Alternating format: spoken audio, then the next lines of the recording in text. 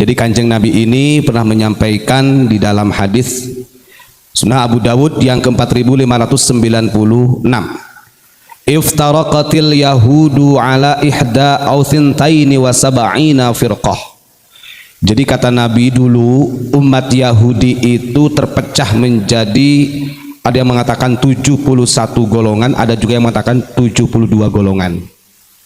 Umat Yahudi ya, umat Yahudi saja terkotak-kotak, terpecah sampai 72 golongan. Ada juga yang mengatakan 71 golongan. Wa tafarraqatin nasara ala ihda aw thintai wa sab'ina firqah. Dan umat Nasrani juga terpecah menjadi 71 atau 72 golongan. Wa taftariqu ummati ala salasin wa sab'ina firqah. Sementara kata Nabi, umatku nanti akan terpecah belah menjadi 73 golongan. Kenapa Kanjeng Nabi menyampaikan perpecahan umat? Dari mulai yang memegang agama Yahudi, Nasara sampai umat Islam.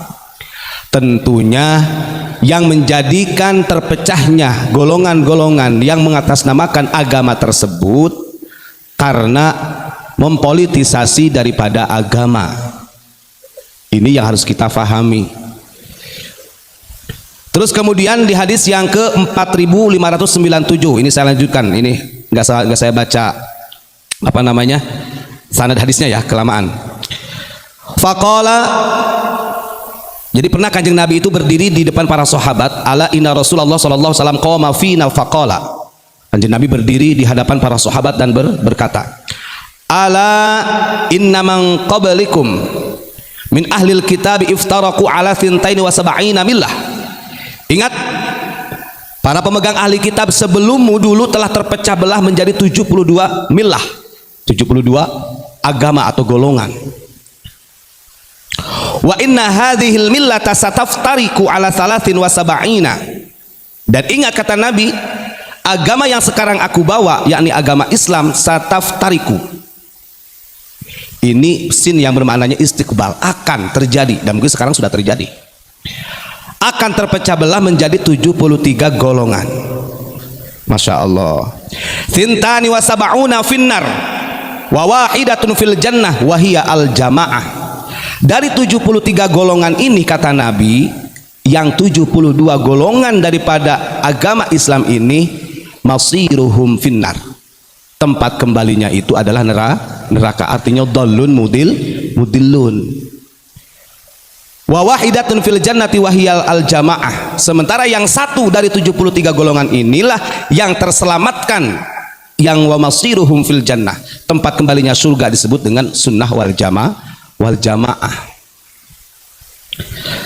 Terus apakah mereka-mereka yang golongannya berbeda mengatakan sunnah wal jamaah? Tentunya dari 73 golongan ini masing-masingnya mengatakan kami sunnah wal jamaah, kami adalah al jamaah. Makanya sampai ada Jam'iyah Ikhwatul Muslimin di Mesir ya, padahal itu adalah radikalisme. Kemudian ada Al-Ittihad yang mengatasnamakan persatuan Islam. Banyak kelompok-kelompok agama Islam yang telah disabdakan oleh Nabi, justru mereka akan memecah belah agama. Na'udzubillahi min dzalik. Kita tahu perang saudara di zaman para sahabat, di zaman Muawiyah, ada perang Jamal, perang Siffin dan lain sebagainya. Apakah itu bukan produk politisasi agama? Tentunya itu adalah produk daripada politisasi agama. Maka sebenarnya standarnya untuk memahami apa yang dimaksud dengan sunnah wal jamaah ini, kalau yang disampaikan oleh Syekh Ismail dalam kitab Tafsirul Bayan, pernah para sahabat bertanya, ya Rasul, yang dimaksud Ahlussunnah wal Jamaah itu bagaimana? Maka disampaikan oleh Kanjeng Nabi, Ahlussunnah wal Jamaah itu adalah orang-orang yang ikut denganku secara af'al ahwalnya, artinya jejak perbuatannya, termasuk mampu menerima amanah yang disebut dengan syahadatul Madinah. Kembali lagi ini kepada syahadah Madinah. Apa syahadah Madinah itu? Berarti kalau dia mengatasnamakan, dia beragama Islam, kemudian yang dipegang itu adalah syahadah Madinah, piagam Madinah sebagai referensi terkuat untuk menyatukan semua umat manusia dengan segala perbedaannya, berarti itu adalah orang yang berpegang teguh dengan sunnah wal jamaah. Kita bersatu dengan sesama manusia dengan segala perbedaannya. Yang kedua, bersatu antar agama dengan segala perbedaannya.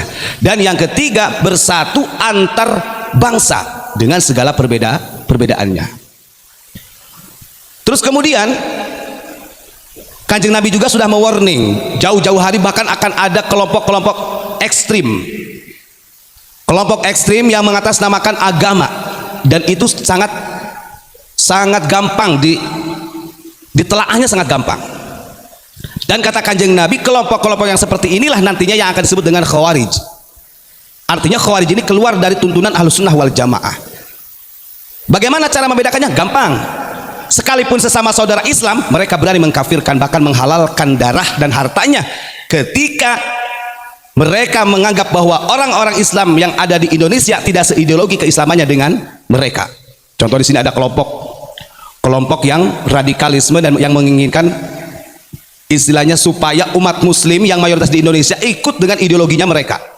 Ketika kita tidak ikut dengan ideologi kelompok-kelompok ini, kita akan dikafirkan, kita akan dibunuh, dan harta kita akan diambil. Itu terjadi dari sejarah nubuah, dari sejarah para sahabat, tabi'in, tabi'ut tabi'in sampai zaman dinasti. Dan yang paling mudah, kelompok ekstrim ini selalu memberontak pemerintah yang sah. Ingat yang membunuh Sayyidina Utsman, yang membunuh Sayyidina Ali, apakah bukan orang Islam?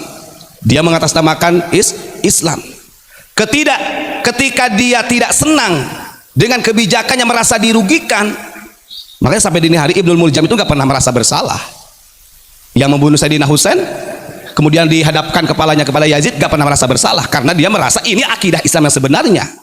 Padahal ini agama Islam yang dijadikan tameng kepentingan politik, namanya politisasi agama. Coba kita lihat, tengok, NU Nahdlatul Ulama ini adalah organisasi besar, organisasi Islam terbesar.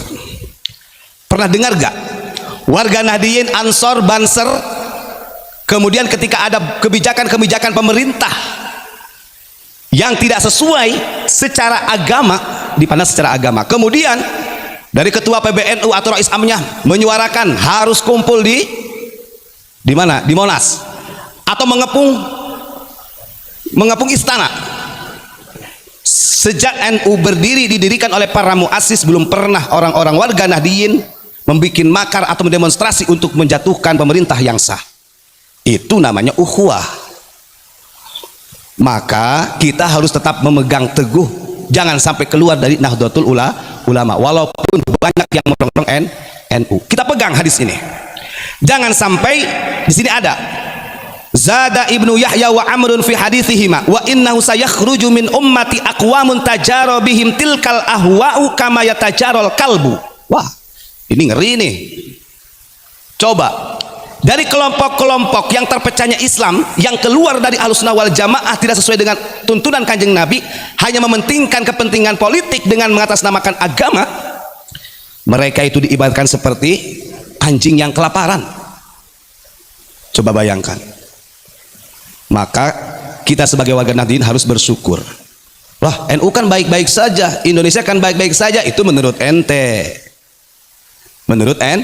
tapi menurut kacamata dalam kitab As-Siyasah, jadi mulai zaman Kanjeng Nabi itu gak pernah yang namanya tetap setiap Kanjeng Nabi syiar, setiap para sahabat syiar, itu pasti ada pihak-pihak yang memang ingin menjatuhkan. Itu sudah pasti. Makanya harapan kami, walaupun kami bukan orang struktur di Nahdlatul Ulama, kita pegang gandolan sarung dengan ulama-ulama Nahdliyin. Jangan sampai kita termasuk golongan orang-orang yang keluar dari Al-Jamaah. Tadi sudah saya kasih tahu kisi-kisinya. Tanda bahwa dia memegang Ahlussunnah wal Jamaah, dia selalu mengamalkan syahadatul Madinah, 3 syahadah Madinah, ukhwatul insaniyah, ukhwatul diniyah, ukhwatul watoniyah. Yang kedua, tidak pernah melakukan pemberontakan maupun kepada selain agama maupun kepada selain kepercayaan, tidak pernah, apalagi kepada pemerintah yang sah. Ingat, yang selalu memberontak kepada pemerintah yang sah dari zaman Khulafaur Rasyidin itu mereka kelompok-kelompok yang ekstrim, yang kemudian dibentuk menjadi Syiah ekstrim, bertransformasi menjadi Khawarij. Pemberontak itu dari dulu sudah ada. Nah, ini kita sedikit flashback. Ketika Gus Dur menjabat menjadi presiden, kemudian secara konstitusional beliau dilengserkan. Andai kata Gus Dur pada waktu itu memberikan komando kepada warga Nahdliyin untuk kumpul, andai kata di Monas atau mengepung istana, jadi. Tapi Gus Dur tidak demikian, karena jabatan itu tidak segalanya. Yang terpenting menjaga marwah persatuan dan kesatuan manusia, inilah yang harus kita jaga daripada pertumpahan darah. Kan begitu. Itu sikap hebatnya, moderatnya, tawasudnya orang-orang NU. Kita melek sekarang. Maka kalau ada kelompok-kelompok kemudian yang berani makar memberontak kepada pemimpin yang sah, berarti walaupun amaliyah Nahdlatul Ulama tahlilannya sama, solawatannya sama, ngaji yasinnya sama, tapi harkahnya berbeda. Harkatul siasanya berbeda, berarti ini juga akan keluar daripada ajaran Ahlussunnah wal Jamaah secara sistematik. Begitulah, terima kasih, itu saja yang saya sampaikan. Mudah-mudahan menambah wawasan. Monggo panjenengan bisa dibuka dalam kitab Sunnah Abu Daud tentang Ahlussunnah wal Jamaah. Monggo, yang punya kitabnya monggo.